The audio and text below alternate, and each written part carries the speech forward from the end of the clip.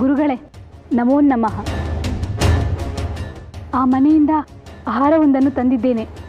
ಆ ಮನೆಯಲ್ಲಿ ಯಾವುದೇ ಆಭರಣವನ್ನು ಮುಟ್ಟಿದರೂ ಅದು ಹಾವಾಗಿ ಬದಲಾಗುತ್ತಿತ್ತು. ಆದರೆ ಈ ಹಾರವನ್ನು ಮುಟ್ಟಿದರೆ ಇದು ಹಾವಾಗಿ ಬದಲಾಗಲಿಲ್ಲ. ಒಳ್ಳೆಯದು, ಕೊಡಿಲ್ಲಿ.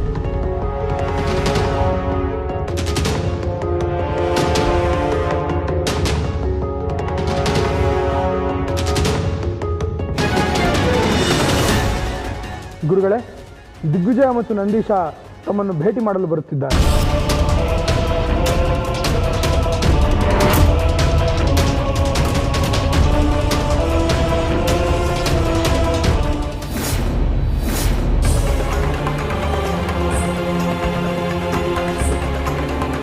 ನಮ್ಮನ್ನು ಮನ್ನಿಸಿ ಗುರುದೇವ. ನೀವು ಎಷ್ಟೇ ಎಚ್ಚರ ನೀಡಿದರೂ ಆಗಬಾರದು ಆಗಿ ಹೋಗಿದೆ. ನೀವು ನೀಡಿದ ಕಂಠಿಹಾರವನ್ನು ನಾವು ಕಳೆದುಕೊಂಡಿದ್ದೇವೆ. ಏನಂದೆ ಶಿವಾನಿ? ಕಂಠಿಹಾರವನ್ನು ಕಳೆದುಕೊಂಡೆಯಾ?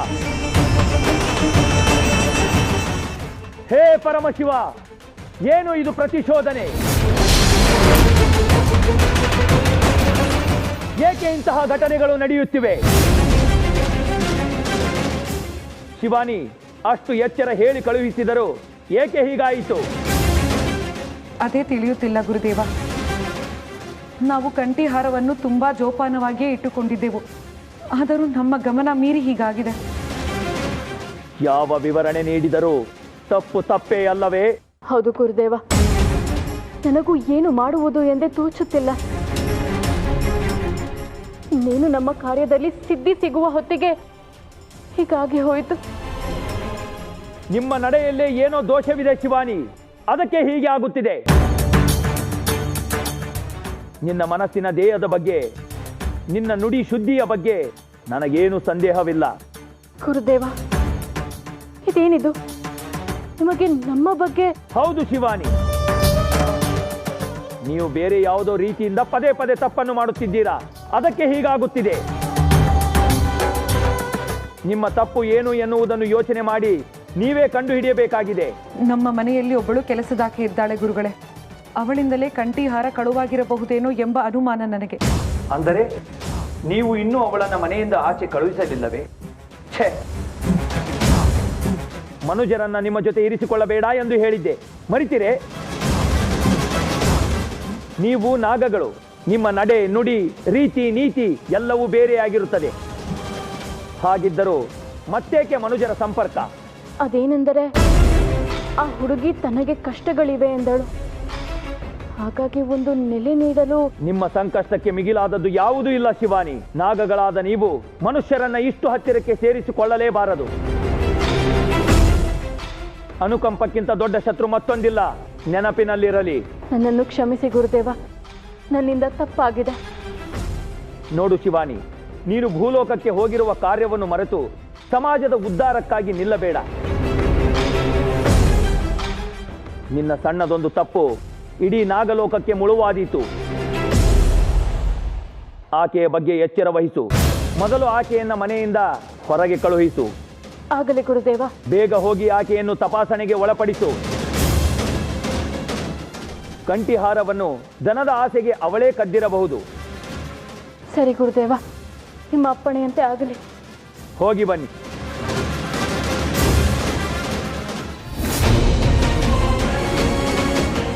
ಗುರುಗಳೇ, ಗುರುಗಳೇ, ಗುರುಗಳೇ, ಏನಾಯ್ತು? ಯಾಕೋ ನನ್ನ ಮನಸ್ಸು ತುಂಬಾ ಡಿಸ್ಟರ್ಬ್ ಆಗ್ತಾ ಇದೆ ಗುರುಗಳೇ. ಏನಾಯ್ತು? ಯಾಕೆ ಗಾಬರಿ? ನನ್ನ ಮಗನ ಕನಸಲ್ಲಿ ಆ ನಾಗಲೋಕದ ನಾಗರಾಜ ಬಂದಿದ್ದಾನೆ. ಅದೇ ನಾವು ಕೊಂದಿದ್ವಲ್ಲ ಅವನು. ಏನು ಹೇಳುತ್ತಿರುವೆ? ಹೌದು ಗುರುಗಳೇ, ಅದೇ ಶಿವಾನಿ.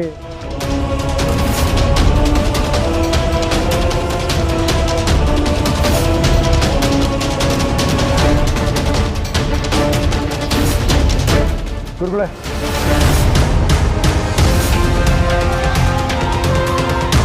ನನ್ನ ಮಗ ಈ ಚಿತ್ರ ಬಿಡಿಸಿದ್ದಾನೆ. ನಾವು ಕೊಂದಿದ್ದು ಇದೇ ನಾಗರಾಜನ.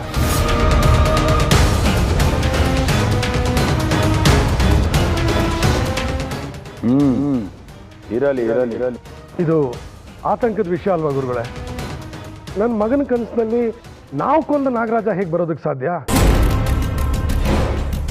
ಏನೋ ಅವನು ನೆನಪು ಮಾಡಿಕೊಂಡು ಚಿತ್ರ ಬಿಡಿಸ್ದ ನಮಗೆ ಗೊತ್ತಾಯ್ತು. ಇಲ್ದಿದ್ರೆ ಈಗ ಏನು ಮಾಡೋದು ಗುರುಗಳೇ? ದಿಗ್ವಿಜಯ, ನೀನು ಇತ್ತೀಚೆಗೆ ಅನಗತ್ಯವಾಗಿ ಆತಂಕ ಮಾಡಿಕೊಳ್ಳುತ್ತಿರುವೆ. ನಿನ್ನ ಮಗನ ಕನಸಿನಲ್ಲಿ ಆ ನಾಗರಾಜ ಬಂದರೆ ಅದು ಕಳವಳದ ವಿಚಾರವೇನಲ್ಲ. ನಿನ್ನ ಮಗನಿಗೆ ಆತ ಕಂಡಿರುವುದು ಕನಸಿನಲ್ಲಿ. ಕನಸು ನಿಜವಲ್ಲ. ಸಮಾಧಾನ ಮಾಡಿಕೋ. ನಿನ್ನ ಬಳಿ ನಾಗಮಣಿ ಇದೆ. ನಾಗಮಣಿಯ ಪ್ರಭಾವ ನಿನ್ನ ಕುಟುಂಬದ ಮೇಲೂ ಆಗುತ್ತಿದೆ. ಹೀಗಾಗಿ ನಿನ್ನ ಮಗನಿಗೆ ನಾಗಲೋಕದ ಕನಸು ಬಿದ್ದಿರಬಹುದು ಅಷ್ಟೇ. ಅಲ್ಲ, ನಾವು ಕೊಂದು ನಾಗರಾಜ ನನ್ನ ಮಗನ ಕನಸಲ್ಲಿ ಬರೋದಕ್ಕೆ ಹೇಗೆ ಸಾಧ್ಯ?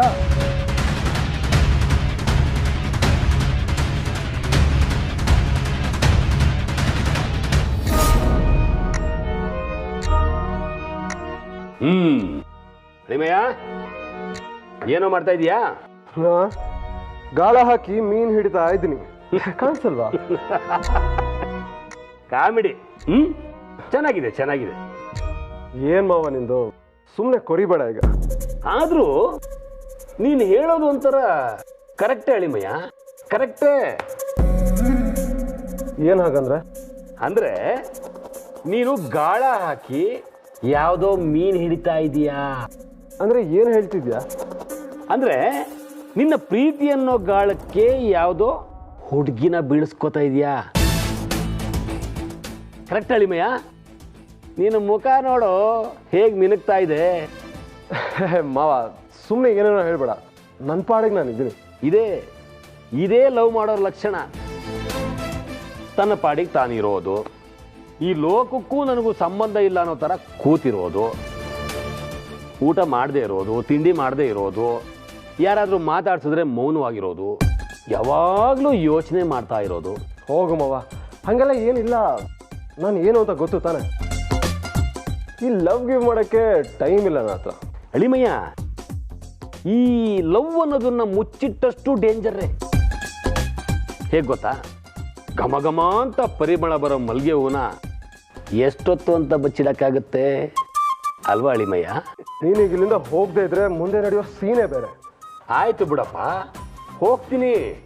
ಆದ್ರೆ ಹುಡುಗಿ ಯಾರಂತ ಹೇಳೋ ಮಾವ.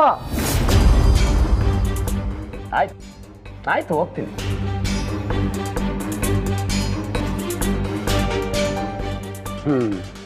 ನಾನು ಬದಲಾಗಲೇಬೇಕು.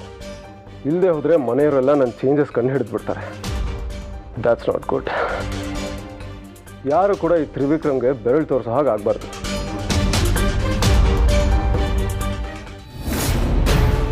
ನಿನ್ನ ಮಗನಿಗೆ ಆತ ಕಂಡಿರುವುದು ಕನಸಿನಲ್ಲಿ. ಕನಸೆಲ್ಲ ನಿಜವಲ್ಲ. ನೀನು ಸಮಾಧಾನ ಮಾಡಿಕೊ. ನಿನ್ನ ಬಳಿ ನಾಗಮಣಿ ಇದೆ. ನಾಗಲೋಕದ ಪ್ರಭಾವ ನಿನ್ನ ಕುಟುಂಬದ ಮೇಲೂ ಆಗುತ್ತಿದೆ. ಹಾಗಾಗಿ ನಿನ್ನ ಮಗನಿಗೆ ನಾಗಲೋಕದ ಕನಸು ಬಿದ್ದಿರಬಹುದು ಅಷ್ಟೇ. ಮತ್ತೆ ಇದೆಲ್ಲ ಹೌದು. ಕನಸುಗಳ ಬಗ್ಗೆ ಅತಿಯಾದ ಯೋಚನೆ ಬೇಡ. ನೀನು ನಾಗಮಣಿಗಾಗಿ ಏನೆಲ್ಲ ಕಷ್ಟಪಟ್ಟಿರುವೆ. ಈಗ ನಿನ್ನ ಮಗನಿಗೆ ಬಿದ್ದಿರುವ ಕನಸಿಗೋಸ್ಕರ ಇಷ್ಟೊಂದು ಸಂಕಟ ಪಟ್ಟರೆ ಮುಂದೆ ಬರಬಹುದಾದ ದೊಡ್ಡ ಕಷ್ಟಗಳನ್ನು ಹೇಗೆ ಎದುರಿಸುತ್ತೀಯಾ? ಅಂದ್ರೆ ಮುಂದೆ ಏನಾಗುತ್ತೆ ಅಂತೀರಾ? ನಾನಿದ್ದೇನೆ. ನಿನಗೆ ಏನು ಆಗಲು ಬಿಡುವುದಿಲ್ಲ. ನೀನು ನಾಗಮಣಿಯ ಬಳಿಗೆ ಹೋಗಿ ಪ್ರಾರ್ಥನೆ ಸಲ್ಲಿಸಿ ಬಂದಿರುವೆ ತಾನೇ? ಹ್ಞೂ ಗುರುಗಳೇ, ನಾನು ಪ್ರಾರ್ಥನೆ ಮಾಡುವಾಗ ಅದೇನೋ ಶಕ್ತಿ ನನ್ನೊಳಗೆ ಸಂಚಾರ ಮಾಡೋ ಹಾಗಾಯ್ತು. ಅದೇನು ಅಂತ ನನಗೆ ವಿವರಿಸಕ್ಕೆ ಆಗ್ತಿಲ್ಲ. ನಿನಗೆ ನಾಗಮಣಿಯ ಶಕ್ತಿ ಒಲಿಯುವ ಸಮಯ ಹತ್ತಿರ ಬರುತ್ತಿದೆ.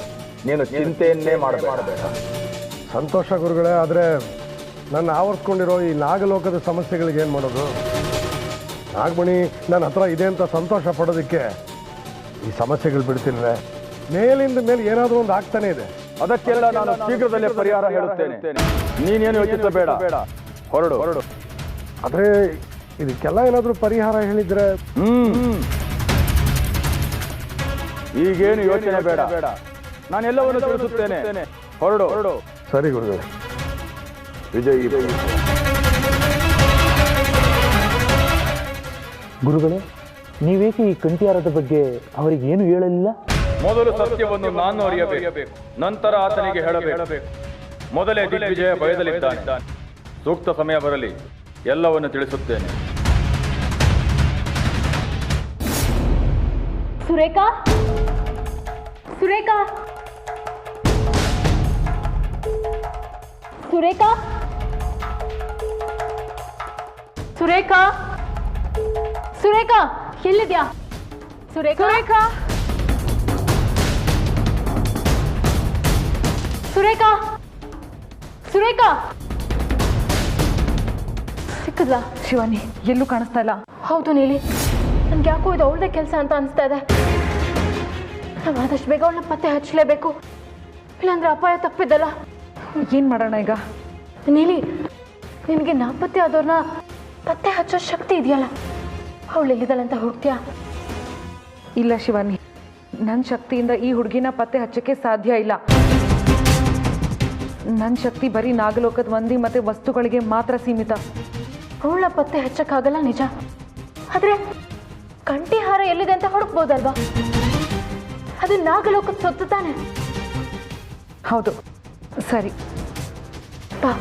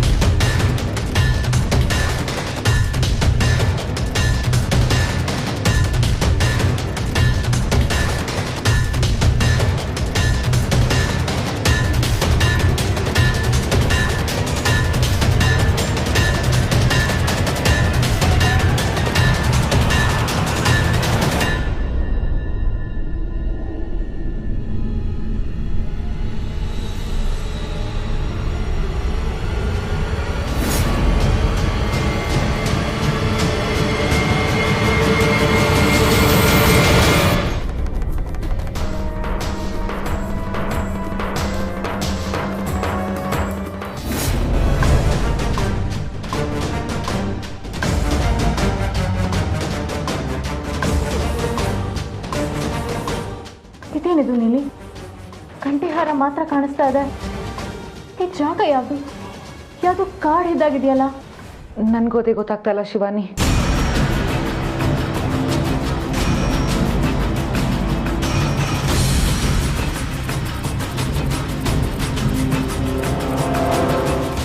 ಅವಳಿರೋ ಜಾಗ ಗೊತ್ತಾಗಿದ್ದಿದ್ರೆ ಈಗಲೇ ಅಲ್ಲಿಗೆ ಹೋಗ್ಬೋದಾಗಿತ್ತು. ಆದರೆ ಏನು ಗೊತ್ತಾಗ್ತಿಲ್ವಲ್ಲ ನೀಲಿ? ಹೋಗ್ಬೋದಾಗಿತ್ತು ಶಿವಾನಿ, ಆದರೆ ನನ್ನ ಶಕ್ತಿ ಇಷ್ಟಕ್ಕೆ ಸೀಮಿತ. ಇದಕ್ಕೆ ಮೀರಿ ನನ್ನ ಕೈಯಲ್ಲಿ ಏನು ಮಾಡೋಕ್ಕೆ ಸಾಧ್ಯ ಇಲ್ಲ.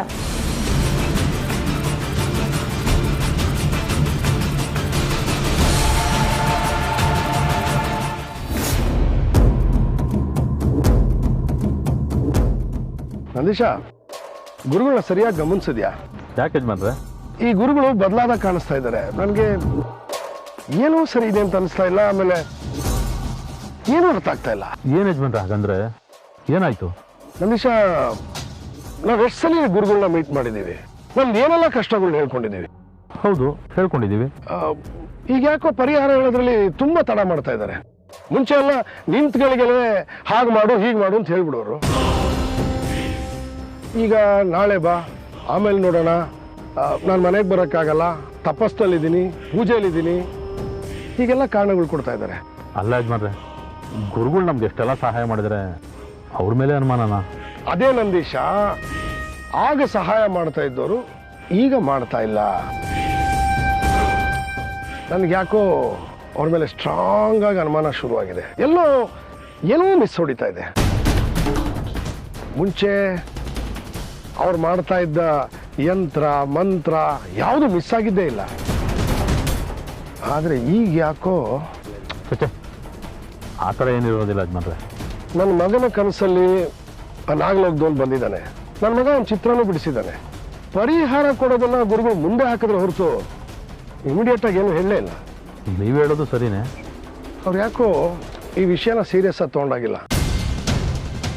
ತುಂಬ ನಾರ್ಮಲ್ ಆಗಿ ರಿಸೀವ್ ಮಾಡಿದ್ರು ಅನಿಸ್ತಾ ಇದೆ. ಯಜಮಾನ್ರೆ, ಅವರು ಸಾಧಕರು, ಅವ್ರು ಯಾವ ಮನಸ್ಥಿತಿಯಲ್ಲಿ ಇರ್ತಾರೋ ಏನೋ. ಅದೇ ಅದೇನೇ ಇದ್ರು ನನ್ನ ಹತ್ರ ಮಾತಾಡಿರೋದು. ಆದರೆ ಈಗ ಯಾಕೋ ಸರಿ ಹೋಗ್ತಾ ಇಲ್ಲ. ಯಜಮಾನ್ರೆ, ಅವರು ಪೂಜೆ ತಪಸ್ಸು ಅಂತ ಸ್ವಲ್ಪ ಬ್ಯುಸಿ ಆಗಿರ್ಬೋದು, ಅಥವಾ ನಮ್ಗೀಗಲೇ ಏನು ವಿಷಯ ಹೇಳೋದು ಬೇಡ ಅಂತ ಸುಮ್ಮನೆ ಇರ್ಬೋದು. ಕಾದೋಣ, ಗೊತ್ತಾಗುತ್ತಲ್ಲ.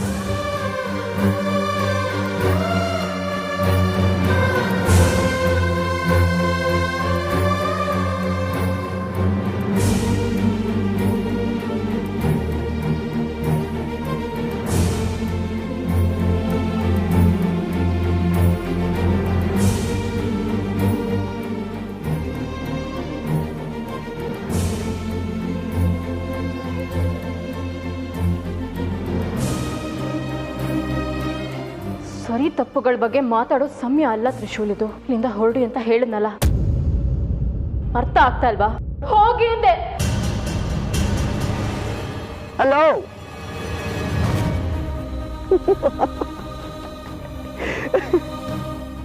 ಚೆನ್ನಾಗಿದೆ ಕಣಯ್ಯ, ತುಂಬಾ ಚೆನ್ನಾಗಿದೆ. ಹೇಗೆ ಅಳ್ತಾ ಇರೋದು ನೋಡು. ಖರ್ಚು ಬೇಕಾ? ಕೊಡ್ಲಾ? ಏನ್ ದೇವದಾಸ ಬೇಕು ಅನ್ಕೊಂಡಿದ್ದೆ ನೀನು? ಅದೇ ಬೆಸ್ಟ್ ಅಲ್ವಾ? ಒಂದು ಎಣ್ಣೆ ಬಾಟ್ಲು, ಮುಖ ತುಂಬ ಗಡ್ಡ, ಹಳೇ ಹಾಡು, ಕೈಯಲ್ಲಿ ಅರ್ಧ ಸುಟ್ಟಿರೋ ಸಿಗರೇಟ್, ಸಖತ್ತಾಗಿರುತ್ತೆ ಅಲ್ವಾ? ವಾ.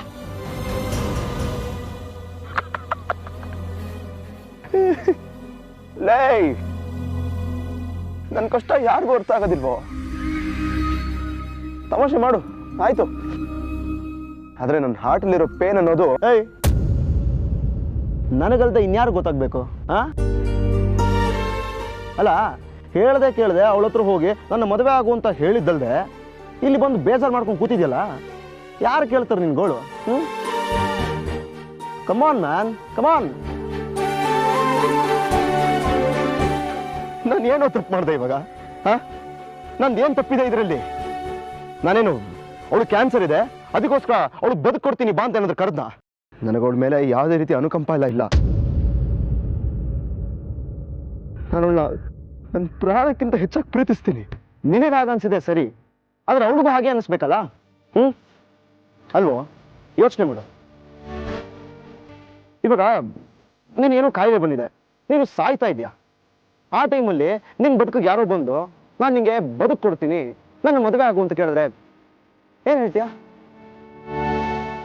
ನೋಡು, ಇವಾಗ ಆ ಥರ ಏನೂ ಆಗಿಲ್ಲ. ನಾನು ಮಾಡಿದ್ದು ಸರಿಯಾಗಿ ಇತ್ತು. ಶಿವಾನಿ ಉಳಿದಿರೋ ಸ್ವಲ್ಪ ದಿನ ನನ್ನ ಜೊತೆ ಖುಷಿಯಾಗಿರುತ್ತಪ್ಪ. ನಾನು ಅವಳನ್ನ ಚೆನ್ನಾಗೇ ನೋಡ್ಕೋತಾ ಇದ್ದೆ. ಏಯ್, ಅದನ್ನ ಡಿಸೈಡ್ ಮಾಡಕ್ ನೀನು ಯಾವನೋ? ಅವಳ ಲೈಫ್ ಅವಳು ನೋಡ್ಕೋತಾಳೆ. ಅವಳ ಲೈಫಲ್ಲಿ ಇದೇ ಮಾಡಬೇಕು, ಇಂಥವ್ರನ್ನೇ ಮದುವೆ ಆಗಬೇಕು ಅಂತ ನೀನು ಹೆಂಗೋ ಫೋರ್ಸ್ ಮಾಡ್ತೀಯ ಅವಳನ್ನ? ಇಲ್ವೋ, ನಾನೇ ಅವಳಿಗೆ ಫೋರ್ಸ್ ಮಾಡಲಿಲ್ಲ. ಇಷ್ಟ ಇದ್ರೆ ಹೇಳಿ, ಇಲ್ಲದೆ ಇದ್ರೆ ಪರವಾಗಿಲ್ಲ ಅಂತಾನೆ ಹೇಳಿದ್ದೀನಿ. ಓಹೋ, ಇಲ್ಲದೆ ಇದ್ರೆ ಪರವಾಗಿಲ್ಲ ಅಂತಲ್ಲ ಡೈಲಾಗ್ ಎಲ್ಲ ಹೊಡೆದು ಬಂದು ಇವಾಗ ಕಣ್ಣೀರಾಗ್ತಾ ಇದೆಯಾ? ಅವಳ ಹತ್ರ ಹಾಗೆ ಹೇಳಿರ್ಬೋದು, ಆದ್ರೆ ನನಗೂ ಹಾರ್ಟ್ ಇದೆ, ಬೇಜಾರಾಗ್ತದೆ. ಏನಿವಾಗ? ನೋಡು, ನೀನು ತಪ್ಪು ಮಾಡಿದ್ಯಾ ಅಂತ ನಾನು ಹೇಳ್ತಾ ಇಲ್ಲ. ನಿನ್ನ ಪಾಲಿಗೆ ಯಾವುದು ಸರಿ ಅನ್ಸತ್ತೆ, ಅವಳಿಗದು ತಪ್ಪು ಅನ್ನಿಸ್ಬೋದು ಅಲ್ವಾ? ಅದು ಕರೆಕ್ಟೇ. ನಾನೇ ಸ್ವಲ್ಪ ಅರ್ಜೆಂಟ್ ಮಾಡೋದು ನಾನು. ಕರೆಕ್ಟ್, ನಾನು ಅದನ್ನೇ ಹೇಳ್ತಾ ಇರೋದು. ನೀನು ಈ ಸಮಯದಲ್ಲಿ ಅವಳ ಜೊತೆಗಿರ್ಬೇಕು, ಅವಳಿಗೆ ಧೈರ್ಯ ತುಂಬಬೇಕು. ಅದನ್ನ ಬಿಟ್ಟು ಅವಳು ಮದುವೆಗೆ ಒಪ್ಕೊಳ್ಳಿಲ್ಲ ಅಂತ ನೀನು ಅವಳಿಂದ ದೂರ ಇರ್ತೀನಿ ಅಂತೆಲ್ಲ ಮಾತಾಡಿದ್ರೆ ಅದು ಸರಿನಾ? ಹೌದು, ನಾನು ಅವಳನ್ನ ದೂರ ಮಾಡೋದಿಲ್ಲ. ಹಾಗೇನಾದ್ರೂ ಮಾಡಿದ್ರೆ ನನ್ನ ಸ್ವಾರ್ಥಿ ಅನ್ನಿಸ್ಕೋತೀನಿ. ಇದು ಒಳ್ಳೆ ಲಕ್ಷಣ. ಅಂದ್ರೆ ಅವಳನ್ನ ಮದುವೆ ಆಗಿ ನೀನು ಅವಳನ್ನ ಖುಷಿ ಪಡಿಸ್ಬೇಕು ಅನ್ಕೊಂಡಿದ್ದೆ, ಅದನ್ನ ಇವಾಗಲೇ ಮಾಡು. ಅವಳ ಜೊತೆ ಚೆನ್ನಾಗಿ ಮಾತಾಡು, ಅವಳ ಜೊತೆ ಓಡಾಡು. ಅವಳ ಲೈಫಲ್ಲಿ ಯಾವುದೇ ರೀತಿ ಕುಂದು ಕೊರತೆ ಬರದಿರೋ ಥರ ಅವಳನ್ನ ನೋಡ್ಕೋ. ಸಿಂಪಲ್ ಆಗಿ ಹೇಳ್ಬೇಕು ಅಂದ್ರೆ ಅವಳ ಲೈಫಲ್ಲಿ ಕೊನೆ ಕ್ಷಣಗಳನ್ನ ನೆಮ್ಮದಿಯಿಂದ ನಗ್ನಗ್ತಾ ಕಳೆಯೋ ಥರ ನೋಡ್ಕೋ.